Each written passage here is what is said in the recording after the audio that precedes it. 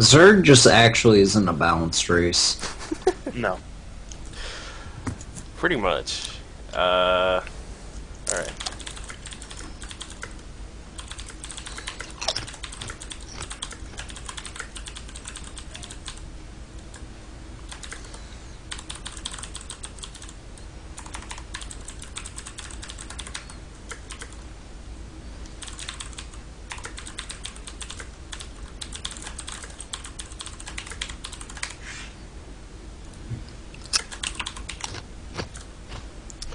Okay, there we go. Retweet, go.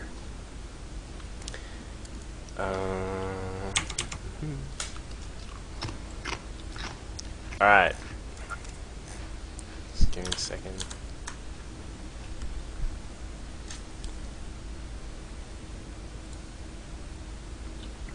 Look at Alright. me just having 200 APM. Hmm? I'm just watching one of my replays from yesterday. Oh, it's pretty cool. Welcome everyone to the show. We are live now. We've got a massive amount of viewers on the show at the moment. It's 6. It is absolutely huge. I'm pretty sure we were getting like, Hell yeah. like a fair amount of viewers on the VODs as well, which are on my channel on youtube.com/DUCKVILLELOL. Yeah, we're going to be having a look today. It's actually by accident, but in the title for the Twitch channel right now, you can see it's going to be Entomb Valley Night. This is actually purely by accident. So it just happens that these are the cool replays that I have. Of course, on the show we have our resident Terran / Protoss, Mr. MLG Wiggin. How you doing? Pretty good, man. How are you? Yeah, not too bad, not too bad. What's been happening? You back into it yet? Back into StarCraft, I mean. Yeah. I gotta beat None of Mass this Effect lol first, shit. and I can. No, forget that game. It's bad. Yep. It's actually just kind of good, but No, it's bad, but it's fun. It's fun. it It's is fun. bad. Yeah, it's bad, but it's fun. Yeah. I'll agree. I have to beat Mass Effect though before Yep. I start the heavy StarCraft practice again. Yep. Fair enough. Fair enough. What else have you? So have you been watching all the tournaments that have been going on? I've been catching them when I can. I've been really busy with work lately, so I haven't been able to get them all. Like, for example, we're about to do a match from a tournament that I didn't get to see the end of, so this will be new and exciting to me. Yeah. It was IEM was a very interesting tournament for me as well. We had because it's on at a really because it's on at a Euro time. It's on when if you're an early worker like me, because I work sort of 6 till 2. It's on when I'm in bed at sort of 8-9 o'clock onwards. So generally I missed a lot of it. I had to actually watch the replays the next day. But yeah, and our other host with us, I don't know what he just went on. Who's actually with us this time? Yeah, who's actually Hey. with us. Last week he had some problems. Is Mr. MLG Omerta? How you doing? Hello. Hello. Oh no! There's a problem with the call. Oh shit. Bear with me guys. I know you can hear me. You should be able to hear me. I don't know what's happening with the call. I fucking hate Skype, man. I wish that someone from Skype would actually watch the show so they can listen to how badly I rage about how terrible this program is. Trying to get it back. Trying to get it back.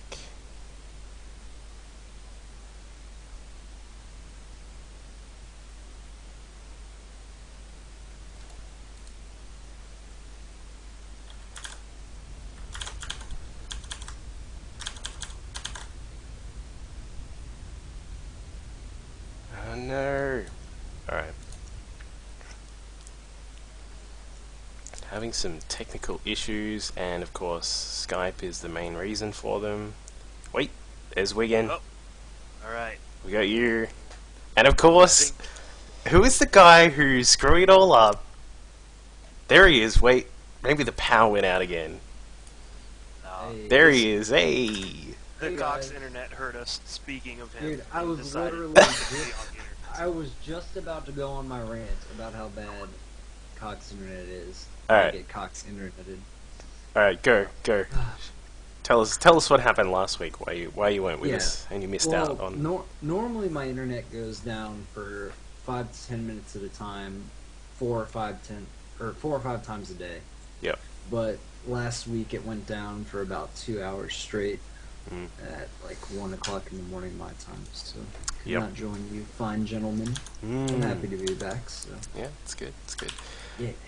All right, well, we'll get straight into it because obviously we've just lost a tiny bit of time. But I've just posted the link to the. Apparently, Golem has Cox and it doesn't suck. So maybe it's a problem Oh, on your God, end. yeah. He is a They lucky even named man. it after sucker. After the quality of the service, is that it? Yeah. It is the most aptly named internet service provider that I know of. Indeed. Apparently, we need to turn you guys up again, and I can't really turn you up from my end because I've done it as much as I Oh. can. I'll turn my mic up a little bit. There we go. I'll do mine too, but I think I boost it like literally every time that I enter a Skype call with you. Yeah. Hopefully I'm a little better. If you're in the chat, let us know if you can hear them a little bit better. Am I any better? You sound a bit better to me. Okay. I actually just didn't do anything. Fuck I you. opened up properties and checked that it was boosted and was like, yup. So, Okay. still hard to hear? Okay. I'll boost it up again. And I'm probably just going to sound even worse than usual if I boost it. I hope is mine okay? Chat / Duckbill. Mine, yeah, Sounds it's good. fine to me. Okay. Alright. Hello? Can you hear me now? Oh, we can hear you. Yeah. Is it really loud? No, that's fine. Okay. Alright, cool. We're going to go with this then. Alright, we'll go with that. Let's continue on with the show. We've got, because we're trying to keep it within an hour, but if we do it Artosa style and go a little bit over an hour, hopefully that's fine for you guys. Hopefully it's fine for everyone in the chat.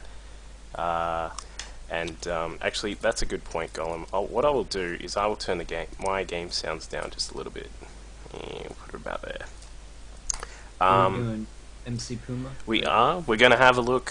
I linked the replays from the IEM in the chat if you want to grab those and have a look at the same time, or if you want to have a look at them in your own time if you didn't find them before. There you go. We're going to have a look specifically at MC versus Puma, and I'm going to say Puma just to piss off everyone, especially someone I know who hates that I say Puma. It's already working. Puma. Yeah, there you go, Puma. We're going to have a look at game number 4, which I found a little bit interesting after watching the replays of the finals. So we will jump in it now. Are you guys already in it? I'm ready to I'm in roll. it. You're ready to roll. Let me just go back to 0. We'll put the little funky little name bar up just in case no one can tell who's blue and who's red and who's Terran and who's Protoss. We will go in 3. Ready? 1, 2, Yep. 3. Alright, so starting down in the bottom right is our EG player Puma, or Pume. I don't know, you might want to go with Pume. I like Pume. And up at the top left is SKMC, who is been two-basing his way through the whole tournament, essentially. So, Sounds like MC. let's, yeah, exactly. Let's just firstly talk about the map, and then maybe just talk about the matchup itself on this map. What do you guys think of Entombed? As a Protoss player, I am a big fan of this map. You've got a natural that's pretty easy to defend, and a third that's pretty easy to defend. You just have 2 ramps, so if you're, relatively competent in splitting up your army, you can easily defend those 2 ramps with force fields and get a 3rd base. And there's a nice little spot in that airspace that comes like sort of over your 3rd into your main. If you're in MC's position, stick an observer there. You can see any drops coming out. You can stick another observer behind that little curved sort of back path. See any drops coming in. So this map really allows you to play defensively and get a 3rd base up very safely, which as a Protoss player you're definitely gonna love in either matchup against against Terran or Zerg. So Yeah. definitely like this map. Wigan, what do you think of the map itself? I haven't had too much time to play on it personally, but from what I've seen, I like it. It seems like they've really been improving how they put these maps together. And this is just one of them that seems like it's pretty good in all matchups for just about everybody. I like the slightly wider ramp, especially against Protoss. It gives you a lot of options for some sort of early aggression. And yeah, it's just well put together. I actually really like the rocks stopping you from just really getting the third gun. It's a good decision. Yeah, and it's Very, not very good decision to add rocks to it. it's not like so. And just speaking exclusively about the map itself, it's not like Zelnaga Caverns or Tal'Darim where you're obstructed from getting a third, but in the case of a Zerg where you would sometimes like to have a third, maybe it's a tiny bit further away, it's not an issue of destroying rocks to get the base down, it's just a matter of making it slightly easier to reinforce the base, as it were. So I think that as a bit of a design philosophy is much better than as they did with Tal'Darim. One thing which some people don't know about is you can actually hit the rocks from the low ground. If you're a Protoss or a Terran and you're trying to move into your opponent's natural and they've got like the front section really fortified, you can actually just hit the rocks from down on the low ground and sort of cover both the front ramp and then that rock section as well if you can take it down and then move in that way. So that's really weird aspect of this map, but. You mean without vision? Yeah, without vision. You can sit down at the bottom of the bottom of the cliff and shoot up and hit the rocks. I don't know. Huh. Yeah. That's a little bit strange. Yeah. I don't know if I like that too much. Just a bit, yeah. Overall, this map is the ESL version, so it has the supply depots at the bottom of the ramp. This is also forced cross spawns, which really suits Zerg. That's the one problem that I think people have mentioned, is that this map, when you're playing sort of vertical or the horizontal spots, it's really hard to play as a Zerg because it's just slightly easier to get across. I'm not exactly sure. Omerta, do you know sort of the theory behind all of that? Well, absolutely. Like, you see where MC is spawning top left. Say you're a Zerg in top right, especially in something like PvZ or even PvT too, or sorry, ZBT. I mean, that third base is just so accessible in those, I guess you'd call them horizontal positions. The vertical positions I don't think are as bad, although you might run into some trouble with tanks on the low ground there at the natural, but definitely like going left to right in either top or bottom spots could be a little bit tough for Zerg. Yep. Now, MC's opened up with a one gate expand, which is effectively a very traditional build nowadays in PvT. This obviously lets you do a little bit more aggression. His style, the way that he does it, is a little bit it's a little bit more defensive compared to the way Feast does it. Feast likes to get a whole heap of stalkers out really quickly, whereas as we can see here from MC, goes much more defensive style, getting out some sentries as the secondary sort of wave of units. As you can see, he's only got a couple of stalkers out at the moment at the front of the base. Now, as I said, Feast likes to get his pylons down and just put down a whole heap of stalkers, putting down a lot of pressure at the front. Obviously, you sacrifice a tiny bit of economy and possible defensive sort of measures, but yeah, so that's the way he's opened up. Wiggin, how have you liked Puma's opening? Well, he went for a pretty normal no-gas expand, just with some slight variations. He's actually just going really marine heavy to get a faster medevacs and stim out, which is nice. You know, it's just one of the sort of a stylistic choice, depending on how you want to move into the mid game. One thing that was a little bit interesting that happened early on is Puma isn't really able to get a very good scout, just because of the timing of his SCV. So he was forced to build a bunker on the high ground. Yep. And it's not a massive deal, but it just slows your build down a little bit, because really you want to just be able to throw one down on the low ground and not have to worry about it. Yep. So it just kind of slowed him down a bit, but obviously not too big a deal. Yeah, definitely. So yeah, as we can see, we've got MC just poking away at the rocks there. They're going to go down pretty quickly because there's about 700 sentries shining their flashlights at the thing. And now with the MKP factory blocking off the one of the attack paths there, and just getting up another bunker. So in this situation, as Puma, what do you do? Do you sit there and build like another 5 bunkers, or do you just sort of wait and see what MC is going to do, Omerta? Well, Oh, you're gonna in Puma. Well, you want to know from what MC's gonna do or what Puma should do? let's flip a coin. Wiggin, you go first.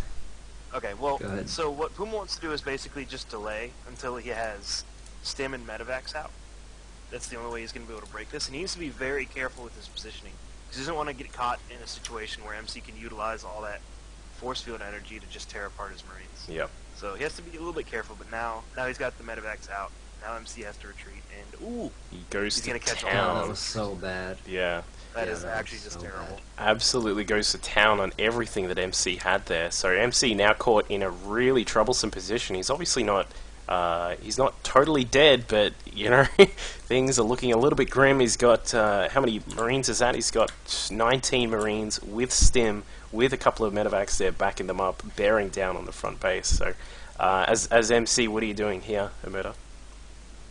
Well, I'm actually surprised that Can't say it considering the game. this game's not about to end.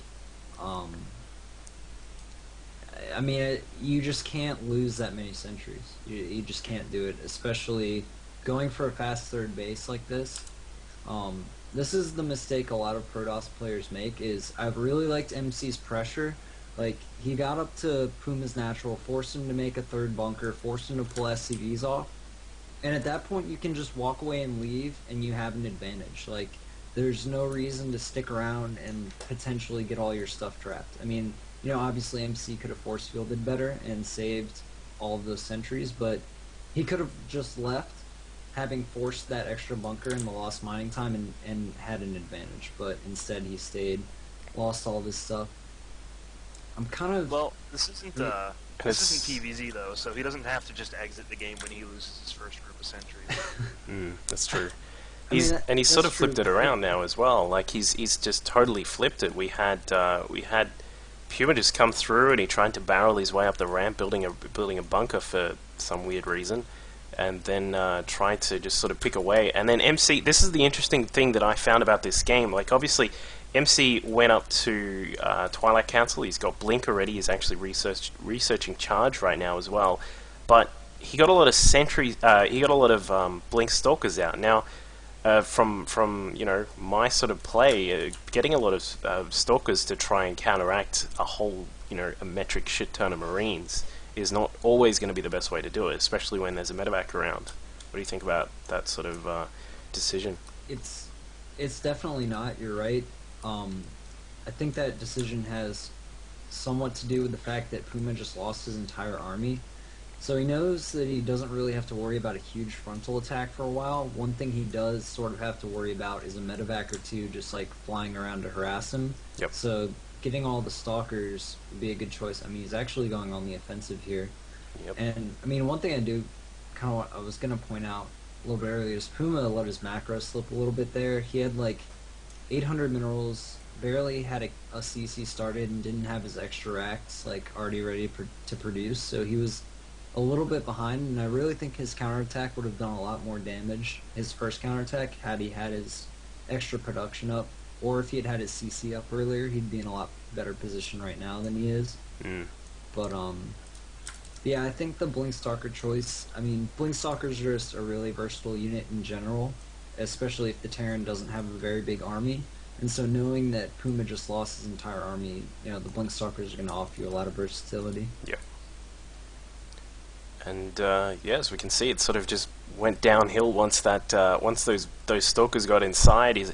The one thing I found really interesting here as well was that there were so many medevacs. Like obviously Puma had kept a lot of them alive from the first attack, but then there was something like during the part where the stalkers were attacking in through the side section that goes towards the third, there were almost more medevacs than there were units on the ground. It's a little bit odd. Yeah. Yeah, well, like like Omerta mentioned, Puma's macro slipped up a bit, Mm. and if your macro slips up while you're losing Marines, you're gonna get weird situations like this. And I don't want to criticize Puma, but this didn't seem like his best game. Made a few pretty key errors, and especially even just the idea, like you're going mass Marines, you probably want combat shields, by like the 9-minute mark. Yeah, that's that's something I found a little bit odd as well, going through things like that, especially if you're trying to be aggressive. I guess he when did he scout that third? I guess he felt the pressure.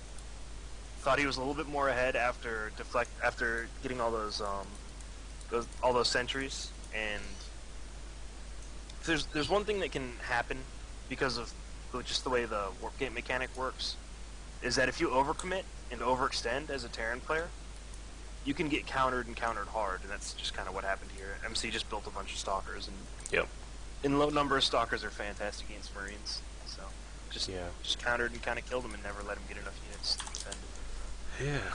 So it was, I found that a little bit odd when I watched that replay, but, oh well, we obviously have our off days. Let's have a look at the next replay we're going to have a look at, which was from the Team Liquid Razor This Week in Replays pack number 25, which you can find, the link is right there. This is from Hero and Zenio. The guys at Team Liquid were kind enough to put out some replays from both players who are now in Code S.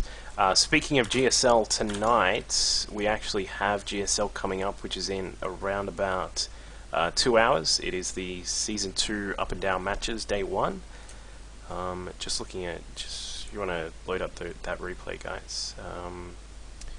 And the players tonight are Boong Boong, Squirtle, Heart, Avenge, Keen, and Yu-Gi-Oh! So that's in 2 hours on gomtv.net. Which replay are we doing? Sorry. We're doing Zenio Vampire. Zenio MVP Vampire, yeah. Got it. Okay. Also on Entombed. Different matchup, of course. You guys ready? Indeed. Yup. Alright, on 3, 1, 2, 3. So, starting in the top right in the red is our Zerg player from Team Liquid. It is Zenio, going to be fighting out in Code S this upcoming GSL season. I'll be very interested to see how it goes. What do you think of Zenio these days? Like, he dropped off for quite a while under OGS, but then has slowly started making inroads. I don't want to say he looks like he's going to be a champion straight away, but he's slowly starting to get a few notches there. What do you reckon? Well, he's obviously a very smart player because he picked Zerg against Protoss, and that increases his chance of winning pretty high.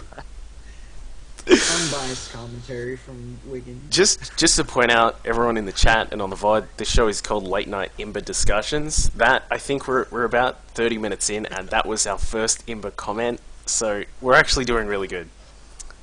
But Omerta, what do you think about Zenio? Do you reckon he's got a shot of becoming a big champ? To be honest, I haven't watched a ton of him lately. Right before he sort of got signed to Liquid, I wasn't extremely impressed with this play. I mean, he's obviously good. Yeah. But he wasn't a player that struck me as, this guy has the potential to win a GSL. Yeah. He's more of that kind of guy. He's like a Code S round of 16. Maybe a round of 8 kind of guy, or maybe even lower, but he never really struck me as a kind of guy who's got like a GSL championship in his near future. I must admit, I'm a huge Team Liquid fan, as a lot of people will know, but I was actually very surprised to hear that it was Zenio, and he's actually been doing he's had some good performances recently. Obviously, he hasn't. He's made Code S, which is a huge thing. Like, it's not like I'm in Code S or anything like that, but he's still. I sort of agree. I'm still cautious as to whether he'll be able to hit the mark. I really hope he can. His opponent, of course, who's down the bottom left-hand side, we mentioned he is a Protoss. This guy, I believe. Let me just Alt-Tab and hang on. Let me put it on that camera so I don't have to do anything. I believe he actually did make the Code A qualifiers and Vampire. I think I saw that. Yeah. Yeah, he did indeed. He was on day one one. of the surprise. Yeah, Guys. yeah. So he's actually in Code A now as well. So it's, you know, good job for him. MVP have some really good players who don't get much attention. So hopefully Vampire will be able to, you know, see how he goes. He's starting off down here in the bottom left in the blue. He's just transferred some probes across. We've got a standard sort of Forge expand going on. A little bit of a different wall off though, I noticed. Forge expand. Yeah, what no. are you talking? Well, that was actually a Nexus first from Vampire. Oh, was it? Which is, yeah, and I like that on this map just because, you know, 6 pool obviously is just a free win against Nexus first, but it's very risky for Zerg to 6 pool on this map because it's not only 4 positions, but it's a pretty long scout distance. Mm-hmm. So if you scout last with your 6 pool, I mean, or the Protoss scouts you first, you're kind of in trouble. So I like that choice, but yeah, I mean, I like this wall. I actually think his first pylon could have been a little farther back. That's how I do it on this map, and you can use a pylon to complete the wall in. Yep. But either way, it's fine. It's just like what you would do on Antigua Shipyard at the big ramp. Yep. It's nice. Yeah. I still don't actually Forge expand on this map. Just to, again, to annoy everybody, I don't 2-base open on this map. But we've got the 2 gas out from Vampire. He's got the Cyber just completing now as well. He's just getting his gateway research going on, and he's also getting a Twilight Council, so may see something interesting coming from him. Zenio, meanwhile, is getting his 3rd up, which is just about to complete. Again, just sort of referring to the map and how it has the what's the best way to say it? I suppose the walking distance to the 3rd is the obstruction, not the fact that taking the 3rd is the obstruction, which is, I feel, a lot better in terms of balance for especially for Zerg. It makes it so you can get a 3rd and you can get drones there. It's just that it'll be, you know, a little bit harder to defend if you have to run Zerglings around or something. Yeah. Yep. But Definitely. yeah, he's also grabbing the double Evo chamber. Check out Vampires, man. Ooh. Something exciting going down. Yeah. He's doing the Duckville DT build. Oh yeah. Yeah.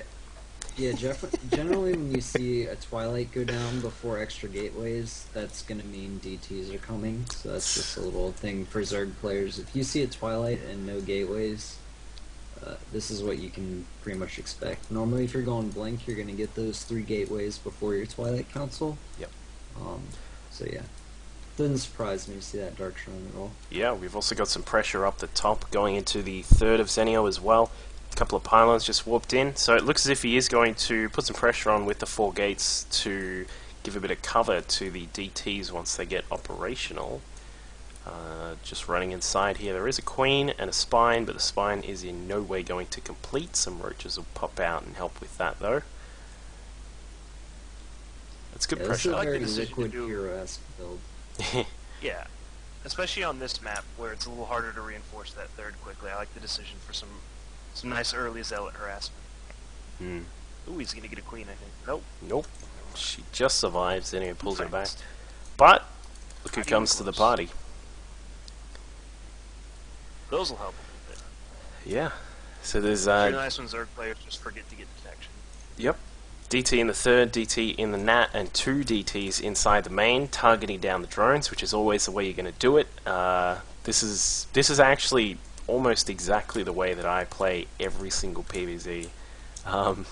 So it's a pretty cool little build to use. You do have to be careful, all you young Protoss players, if you're targeting down drones with the DTs, try and head and then you're macroing behind all of that. Try and keep a little bit of focus back on the DTs so that if the Zerg tries to pull the drones away to another base, such as a natural or something like that, make sure you get the DTs to do something else, because they'll just chase after the targeted drones and they'll never actually hit it because they all go, you know, mineral walkie inside other drones and it's just impossible to deal with. So good attack there by Vampire. So he's done a good amount of damage there. 18 kills. In my book, in my DT book, that is a good day. Absolutely. And A lot of I damage really like. Yeah, that roach one snipe is actually so important, and you can see him immediately take third base after he killed that. Hmm. Because with no threat of speed roaches like anytime soon, he can safely take that third base and like know that his army will be able to defend against slowlings and slow roaches. Well, certainly speed will be finished somewhat soon, but I mean slowlings and slow roaches are not really anything to be afraid of. So he knows he can take that third base, which honestly, is pretty greedy. He's only got like 6 sentries right now. Yeah. But again, since he knows he's slowed down the tech because he knows so much, he can just kind of take that base for free. Yep. This is the way, like, I know I'm ranting on about the way that I do this a lot, but I do this a lot. The way that he's done this is slightly different to the way that I do it. I like to still continue a few more DTs to get a little bit of map control, and then also take the third base. Like on a map where it's a lot harder to take a third base, such as Shakuris or Shattered Temple or something like that, I like to have Archon Stalker as the follow-up to the next section to take the third base, because then you've got Zerglings are covered by the Archons, and then you've got also Stalkers to really easily handle any roaches that could come along afterwards, which is generally the common follow-up. I suppose it's the only way you can go when you've lost 18 drones, is to sort of get some roaches out and try and do some more pressure. Yeah, I really like the decision of Vampire to go for the Robo and a couple of Mortals, too. I think he should feel pretty comfortable that he's not going to see Automute after doing that kind of damage. So. Yeah. Nice to see some Protoss players switching into the Robo. Yeah, exactly. Zenio himself, what are you doing here as Zenio Omerta? He's down to... Oh, I was going to say he's down to a few drones, but he's got 83, and he's actually 12 ahead of Vampire, because, Zerg's pretty balanced and stuff. But you got to keep in mind, killing 10 or 15 drones means you're just barely behind instead of massively behind his Protoss. But I kind of like the decision to immediately tech up to Infestor. I don't like the Banelings as much, but very weird. I don't know. I actually didn't check when exactly he scouted that third base, but after he lost his Roach Warren, Zenio's thinking to himself, he's like, alright, I'm not going to have any opportunity to put on pressure with like a big Roach max, which is what a lot of Zergs are doing against Protosses these days. They're just kind of like maxing out on Roaches with Tunneling Claws at like, 13-ish minutes and just attacking and doing whatever damage they can. He's like, alright, my Roach tech's been delayed, so I'm not really going to be able to do that. Instead, I'm just going to go ahead and tech up to Infestor and kind of, start working towards my Hag tech to win the game a little bit later. Yep. Fair enough. So you basically got to look much more towards the future than you would normally. Yeah, exactly. And that was a bit of a bad engagement there for Zenio. He actually went ahead and tried to kill a whole bunch of Stalkers. We had the Colossus walk in just at the end of the battle, Immortals and Sentries there as well. Probably not the best time to attack there when you were so far behind, and then you've only got just basic sort of Roaches, Lings, and Infestors. Not the greatest there by Zenio. One good thing Zenio's been doing though is like this dedication to the creep spread is absolutely fantastic, and something you really need to see on a map like this. Definitely. It's unfortunate he's just losing it all to an observer, but yeah. But if that wasn't the case, that would just help a ton going into this mid and late game. Yep. And look, after losing all of those Infestors and now losing a lot of this creep spread as well, he's in a really crappy position, to be honest. Well, he can't even actually defend this fourth because he never got those rocks down. So those force fields on the ramp at his natural is completely out. more really good force fields by Vampire. Yeah, he walled off really well with that. And then yeah, you're trying to like while obviously Lings are really good in like a large number against Stalkers. When you're facing off against Stalkers with +2 and +2 weapons and +1 armor and a Colossus at the back, there's really no way that you can succeed there, especially when there are no more infestors left. So yeah, and that will be that essentially. So what do we think of the opening from Vampire, Wiggin? It's good. It's something you can definitely throw in to a best of or on the ladder or something like that. I wouldn't base your play around that kind of thing. Yeah. Because he's a little bit lucky that Zenio didn't have detection in time. Like he had spore crawlers on the way without even scouting it. So Yep. I mean, it's one of those things that if you go in there and you kill 20 drones like that, you're going to be in really good shape, and if you don't, you're going to be in for a bit of a game. So, yeah, I mean, I like the decision to throw it in there, and I like the way he transitioned into it. He did some nice zealot pressure, knowing that third wouldn't be reinforceable as easily, and then went into it. So that was good. But yeah, good opening, but don't do it very often. Definitely. Omerta, what do you think? Do you think Zenio actually droned up too much? He went up to 90 something at one point there. No, I think 90 is a good number if you're going for a really Zergling heavy style, which is what Zinnia was doing there. You want to have lots of drones, lots of hatcheries, lots of queens. Like ideally, you'd want to have 5 hatcheries and probably 5 queens.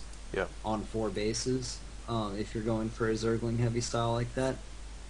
So I think 90, I mean, maybe like 85 would have been a slightly better number, but I think that first engagement down at sort of by Vampire's 4th base-ish area was pretty bad. You know, he lost. I think if you're going for infestors and hive that quick, you should just kind of try to build your infestor energy up, get your broodlords out, and have a really, really strong infestor broodlord army. Instead of trying to do this like weird mid-game aggression with Zerglings and infestors when you're like already behind, you know, like that didn't make a whole lot of sense. Yeah, I sort of felt like that was the problem there, was that he droned up to 90 something and attacked with, you know, a very mediocre amount of roaches and then some speedlings and a couple of infestors, and that was about it. Like, yeah. I just sort of feel like he was doing both things at once when he either needed to dedicate a little bit more of those larvae that went to drones to roaches or something like that and actually make that attack a bit more beefy, or just sit back and not actually do the attack at all.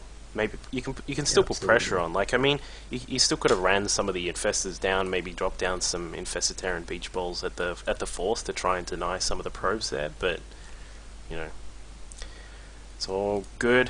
What time is it? 6:10. So actually, let's just find. Do you guys want to pick another game from? I don't know. Do you want to go back to the playoffs for IEM? Maybe semi-finals? Oh, actually, hang on. Not the semi-finals. They were crap. Because they were mirrors. They were mirrors, man! Mirrors suck! Can we do a hero game from that? Oh, yeah. From that replay track? Yeah, sure. The extreme fanboyism that is about to occur. Yeah. Yeah, hold on a second here. Let's not do the first one, which is against Dandelion, because I just did a cast of that one, and that'll be uploaded tonight, so you can find that on the channel later, everybody. Yeah. Pick another one other than that. Oh. How about the second one? Yeah. Which sure. Is that against a Zerg on Antigua? Yes. That is Aisuga. PvZ is really fun to watch. It is. No, it's not at all. No, actually, Heroes PvZ. Heroes, okay, Heroes. Actually try. I'm pretty sure everyone in the chat will agree that Heroes PvZ is pretty cool to watch. Like, I mean, if you can find someone who does feedbacks against queens every now and then, it's pretty cool. He tries so hard, man. And like every time I watch him play PvZ, I'm like, God, you're trying so hard, and you're just better than this Zerg, but you're losing. All Poor right. hero. Now I like need to change the title of the broadcast because it's not in Tomb Valley. What are you doing to me, man? All right. Stop the show. Gotta restart. Let's restart it.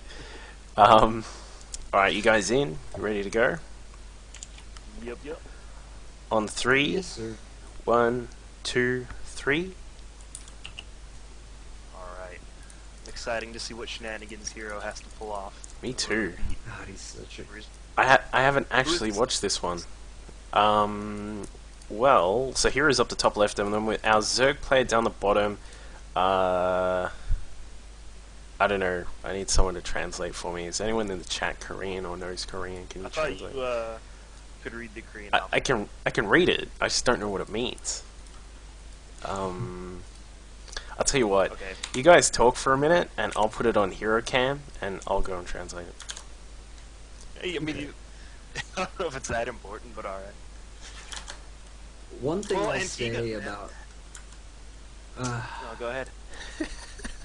One thing I was just gonna say is about Heroes PvZ, and really about Heroes play just in general. This is actually something I heard Noni say about Hero, is that Hero is a very tactics-based player. And what I mean by that is Hero tries to win games with not necessarily like super clean build orders, even though he does execute those most of the time. He tries to win by just playing better than his opponent, like making better decisions in general, like not necessarily out macroing his opponent, but just like doing it, like the little things better than his opponent, like dropping or like multi-pronged harass, like all those kind of like the way he attacks people is how he wins games. Which I don't know, might sound. Does that sound weird to you, Dave? No. Or is what I'm saying like making sense? No, that makes a lot of sense, and that it reminds me of a certain pro gamer who is not supposed to be mentioned anymore. Was very similar in that that's how he won games. It's just having your army in the right place at the right time, outmaneuvering people, and that's in all honesty, I think that the people that are really good at that are the ones that are going to excel most in StarCraft 2 because there's less room to just be better at macro compared to like Brood War. So I think that has a proportionally higher importance to how well you can play in this game than say before. Yeah. I didn't even see when that pool was, by the way, but it was obnoxiously early. Yeah, it is quite early. He's got 12, 13 drones, so it was probably like a 10 pool or something. Yep. And Hero also blocking the hatch, which is pretty good. Those lings on the way obviously probably won't do too much, I wouldn't think. Obviously the big ramp. This is why I don't actually... this is why I don't 2-base on this map, because this crap can happen. Same on N2. No, I mean, Hero's perfectly fine though. I mean, the Zerg sacrificed a bunch of economy literally for no reason. I mean, yeah, he's got 3 Zerglings there, but you can literally just fight that with probes. And Hero's Nexus was like barely delayed at all. Like I don't think it was worth it at all for the Zerg to do this. Nice little micro battle there. Oh, that poor probe. Rare Oh, miss another micro. probe. Yeah. Nice. Ooh. He actually did lose, what, 4 probes there? Yeah, he lost a lot there actually. Yeah, he's lost 4. That was a little bit. Yeah. There's a potential for another one there as well. I don't know. Yeah. He's gonna be feeling that a little bit. The player, by the way, is Iced Coffee, who is a player who I have done a cast of before against DTG Sickness, who was formerly Next Sickness. You can catch that one on my channel. That is actually a really cool game to watch. Seriously, go and watch that one. That was really cool. But yeah, so this is Iced Coffee. He does like to do aggressive things. I've seen a few of his replays, and he does aggressive stuff quite a lot. So that's probably why that early pull was there. Also, of course, trying to take advantage of the map layout and everything. Of course, didn't really get any massive damage done, but got a little bit. Is that a Korean Zerg thing? Just naming yourself after drinks? um, I don't know. Maybe it was Nestea style and just saw that it was sitting next to him and just that's what I'm gonna call myself. It's like me right now. If I named myself, I know I was on the Korean server, it'd be Jug of Water. Oh man, You guys. my new Korean Smurf, Mountain Dew. Let's do it. Actually, there is someone called Mountain Dew. I've seen it before. Sorry, dude, that's already taken. Dominated. Yep. There go my dreams of being a programmer. Yeah. You have to find another drink to name yourself after. And in terms of the game, let's see what the Imbalanced Race is doing. He's got 3 bases up. He's got, how many drones has he got? 37. He's powering up that a little bit more, and also going to lair tech. A little bit fast for the lair, perhaps. I'm not exactly sure. Like the tiny bit. That's it. No, that's fast. He's getting his lair before upgrades, before even Zergling speed. It's definitely fast. It's just now getting his Evo chamber down. To me, I mean, I want to say Muta, but he hasn't taken the gas as it is natural yet. Yeah. Probably just for a fast overseer if he needs it. I'm gonna say Roach. I'm actually interested. Yeah, it might just be for Roach speed. I'm kind of interested. Yeah. Yeah.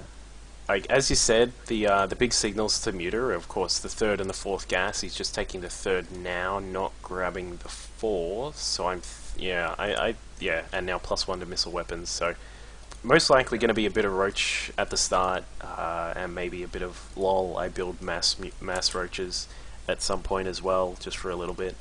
But Heroes, what's he doing? Heroes got his own little thing going. He's got his standard 5-gate combination, 6-gate now, 7-gate now. Oh my god, I'm like the Count from Sesame Street.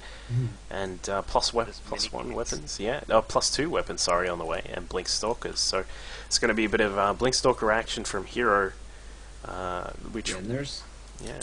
And there's that really fast Overseer, which a while back I was doing a super fast layer as Zerg vs Protoss just for this. Like, getting an Overseer in a Protoss's base at like 8 minutes and 30 seconds basically means you know exactly what they're going to do. Like, you'll get a complete look at their infrastructure. Like, a 2-base Protoss will have all their infrastructure going up at that point. So you'll get a 100%, like, you'll know 100% what they're going to be doing off 2 bases. And that's so important as Zerg. Like, if you can prepare for something, especially as aggressive as a 7-gate blink, and like 100% know it's coming, then you're in a really good position. Yep. And he's even got a changeling up the back of Hero's base, which is a little bit interesting. Yeah, so the supply, of course, Zerg way up there, 104 to Hero's 77, but now with the 7 gates probably about to kick in right about now, things are going to get a little bit crazy in terms of the supply. So now Hero just pushing through the middle. We got a few sentries there, proxy pylon going up. Zerglings on the side. What is he going to do with those? I like that decision. You've got an opportunity to either flank the army and try to kill pylons, or go into the main if Hero isn't paying attention. It's something Zerg players should do more often, just position those Zerglings at a time. And Iced Coffee has stopped droning at absolutely just the perfect time. He can basically make infinity units off 3 bases and 60 drones against this 2-base play. Yep. So it's going to take some Hero micro in order to actually win this kind of situation. Definitely will. Omerta, we've got Hydras out. What are we thinking about that?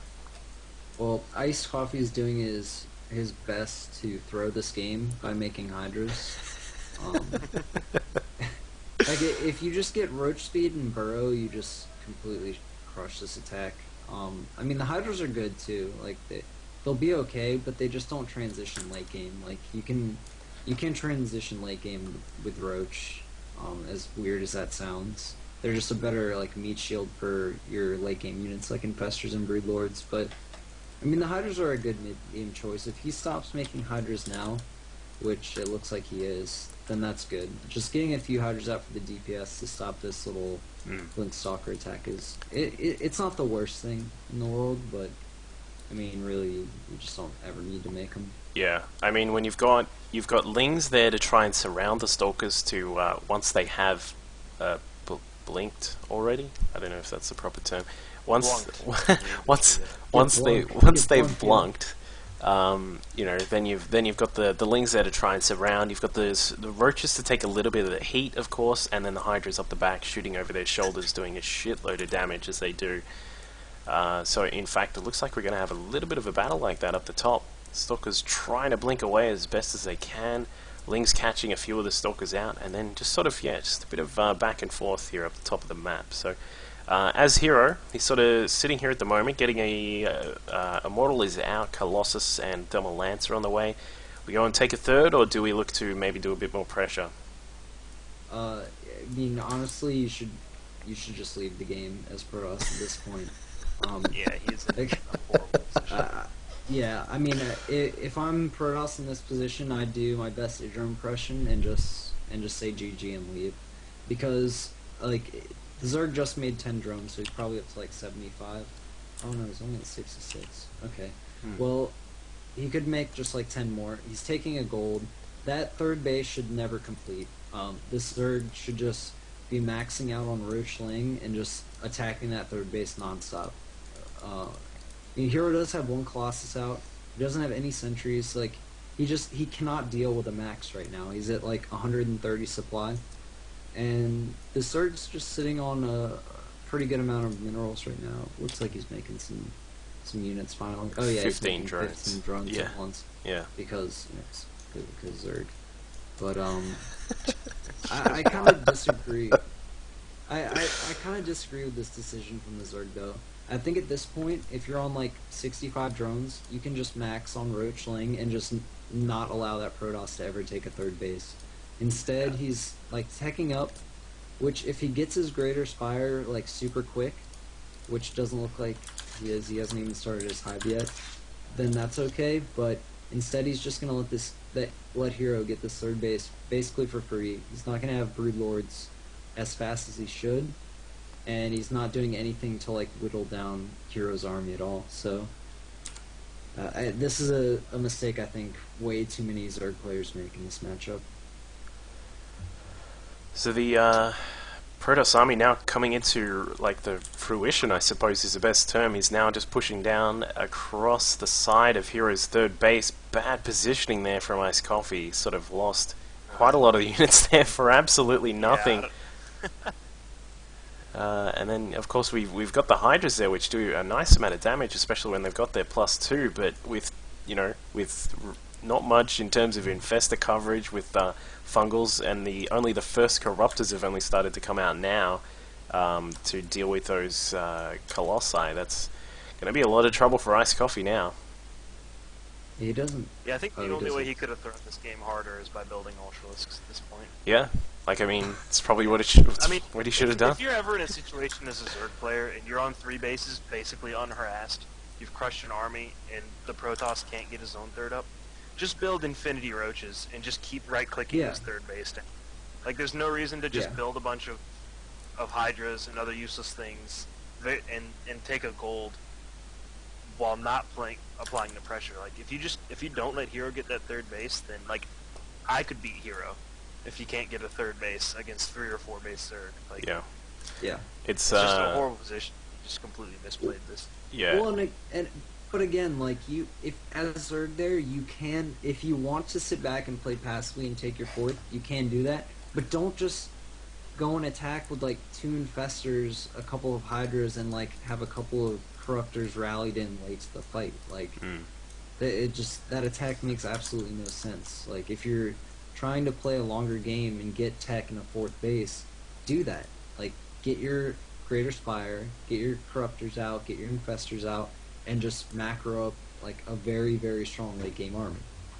Like it was just a very, very weird attack there. Yeah. Zerg, in my opinion. As you said, yeah, you can sit on that 3 base with, not being harassed at all. Protoss is stuck on 2. And you can do what I like to call the Stefano effect, where you just go lol roaches and just, all the way. Yeah, but that'll do it for now. We've been about an hour and a tiny bit, I think. Oh no, we're just actually verging on an hour, so perfect timing.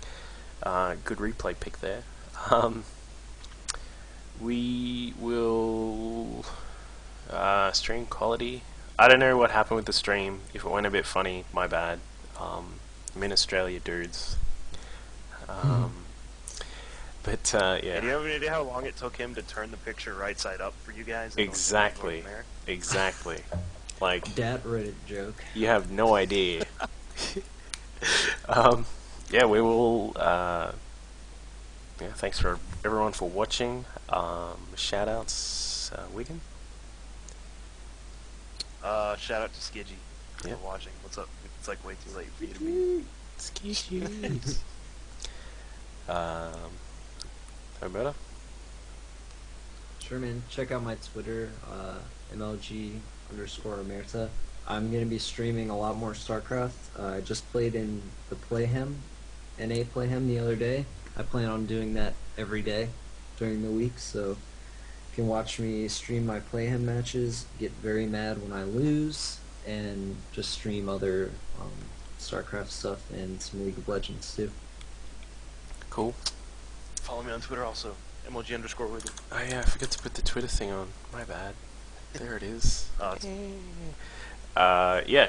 Make sure you check out my YouTube, which will be youtube.com/DUCKVILLELOL. Of course, if you're watching on the YouTube right now, then you should also check out the YouTube. I don't know. Yeah, and Open up a second window to check yeah, out places. make just Control T that bitch and open up another thing, and you're good to go. GSL up and down matches will be starting in roughly an hour and 40 minutes, so make sure you check those out if you can.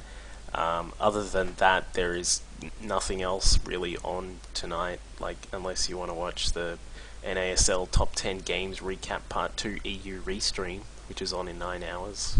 I don't know. Nice. Yeah. Totally staying up for that. Yeah, definitely. Other than that, thank you all for watching. We'll catch you all next time.